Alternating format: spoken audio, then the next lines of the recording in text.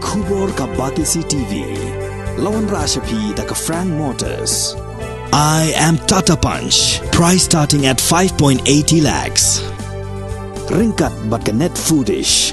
Ordar mapi nginwan ra amangi hakir dobyeng jongpi.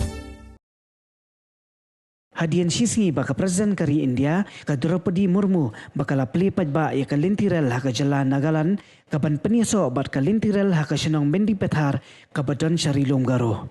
Menteri rang ba ka jala Conrad kongkal Sangma haka katsau tarik ursau arjar puar ula pentep boon salum ya ki Kynhun Bapher ban Ïasyllok sanibha halor kani kamat ka bokong santam ban kentiu ya ka yo ka kon haka jala Meghalaya.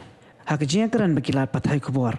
Conrad Sangma ula ong baka sorkar kan sasim kiabha ya kani ka kam namar baka lentirel kadai ka badon kam tam ya ka jala Meghalaya ka bampat don satia wat kiwi jala kathan satai lamingi kadai ka balai penyaso bat ka lentirel. And this connectivity is something that is very important in today's world. So it's great that this flag for the train has taken place in Nagaland. And hopefully with us being able to handle and take care of the concerns that are there of different civil society, we will also try our best to see how we could move forward with that. Again, this is an issue that's been pending for a very long time.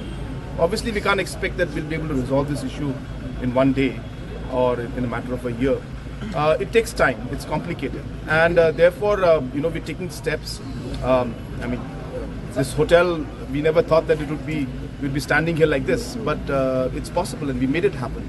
So similarly, in other areas also, by taking people's confidence, by taking people along, by addressing the concerns that they have, by creating systems so that they can be comfortable in the entire process, we will take all stakeholders on board and then decide on how to move forward. Dates can be announced right now, but it should happen soon. I hope that before Christmas we'll be able to.